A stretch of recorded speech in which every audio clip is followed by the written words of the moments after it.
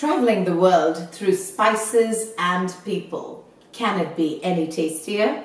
Join me on a beautiful culinary adventure every week right here on AUMcuisine.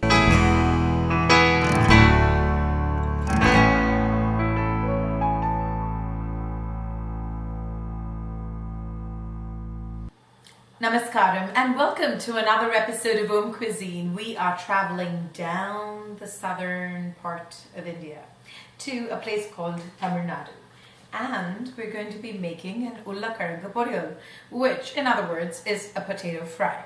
So for that I'm going to be putting in some coconut oil. This whole thing is done with my twist. So to that coconut oil we are going to be adding in some mustard seeds. Oh, I love that sound. I just love that sound. I live for that sound, if not for the action. Yes, yes, yes, yes. And we're going to be putting in more of the urad dal. Broken urad dal, of course, please.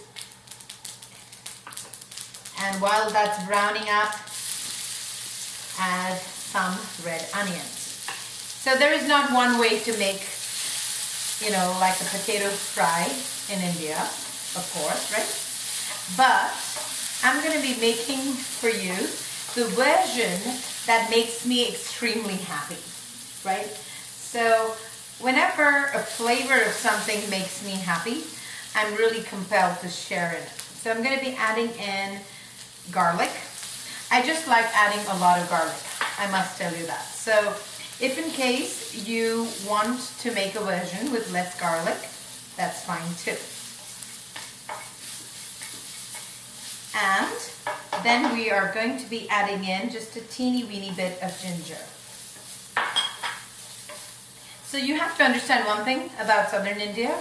A potato fry is a part of their comfort food ordeal.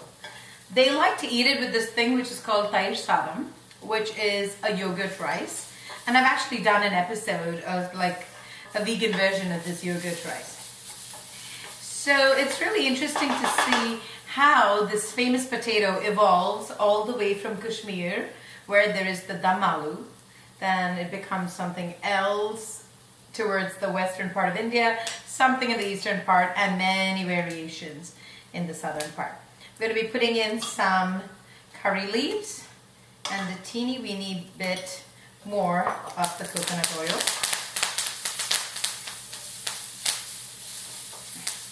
Beautiful. It actually sounds like Diwali crackers. It's so cute. So then I'm going to be putting in some of the potato. This potato has just been cut and has been soaked in water so that it does not oxidize. You really want to do that. But I never use the water that has been used to soak when I'm actually cooking with it. That's important to know as well.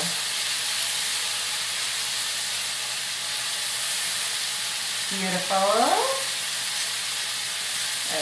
Okay.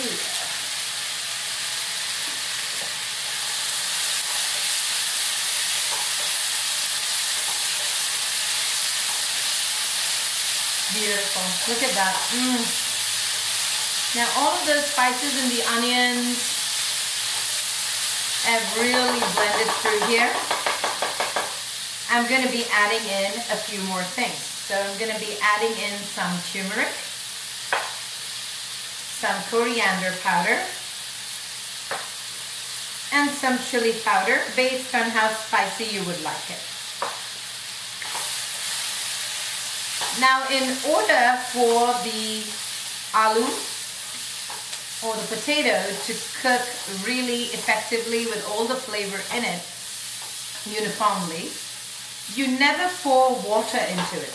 That's the trick. Thank you, Amma. I learned that from my mom. She'll always say, don't pour it, it's going to become soggy, right? So the trick is really simple. So what I would normally do is sprinkle the water, so like that.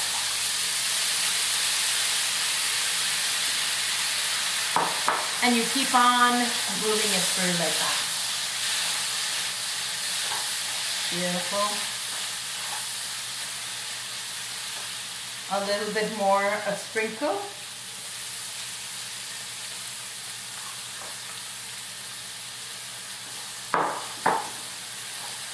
And allow that to cook through. At this juncture, you can actually throw in a lid so it'll cook much faster. But I like to leave the wok open so that I can kind of monitor where the spices are really going.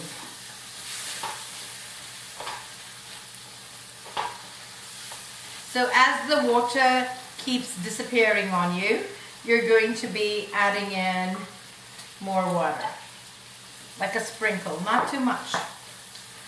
I think with this last round, I can see that the potato is cooking, but I've cooked a lot of potatoes, okay? So for those of you who are cooking potatoes for maybe, the first 1 or 2 years of your life, you really have to practice with when the potato has really cooked with all the flavor intact. So there are a lot of people who make beautiful potatoes in my life that I actually crave the flavor of. I love a certain potato Poriyal, which my Perima, that is my uncle's wife, she makes it, and she lives in Madras in Chennai, and she is an awesome cook, and there's something about that flavor. Then my aunt who lives in New Jersey, she's got, a way of making her potatoes that I always will remember. Then friends of mine in Singapore, they have a specific flavor. Then a friend of mine, Raja, who lives in San Jose, the way that he makes potatoes, there's something about that potato. I feel like there is a certain thing that is being appeased when they make that. So all of these are my potato friends, rather, who make really good potatoes. And I really know that it's one of those universal things. It's not just because it's comforting, it's because of its tuberous nature. It has a real beautiful way of taking in the flavors, right? So that's what this is all about. I'm allowing that to stay in its steam for a while. No, let me see. Almost there. I might put in just a teeny weeny bit more of water. Then I'm going to be adding in some salt and then some methi leaves. But I think in this juncture itself I could add the methi leaves, which are the fenugreek leaves. This is a North Indian touch, but there is something about methi leaves with this recipe that I so love. So have you noticed that I am really holding off on the salt till the very end? Because whenever you add the salt right in the beginning, it interferes with the proper cooking of the vegetable. So just want this to be so uniform and get like a crisp coating with the spices. So I'm just going to flatten it out like this. And allow it to be. I'll see you back soon for a taste test. Okay, so that is some well done potatoes. I'm going to salt it a little bit.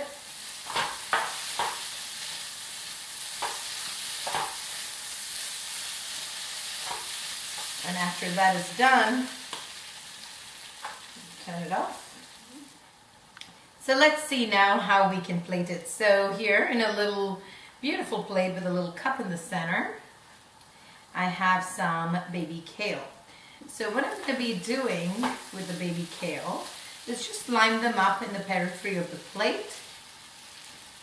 And I'm going to be adding the lovely South Indian taters in the center. Beautiful.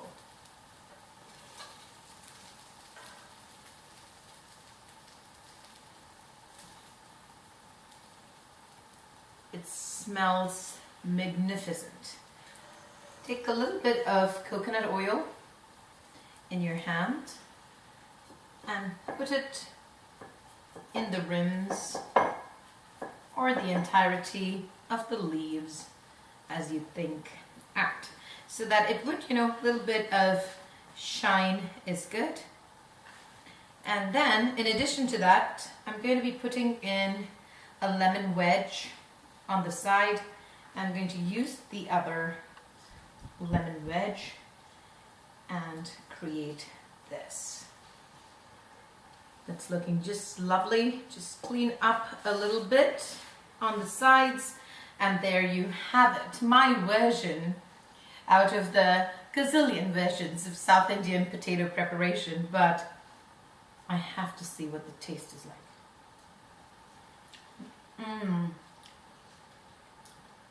It's like a cross between Shamla Perima's potato and my friend Raja's potato. I don't know why, but it kind of sounds like that, but it sounds like that and definitely tastes like that and smells like that.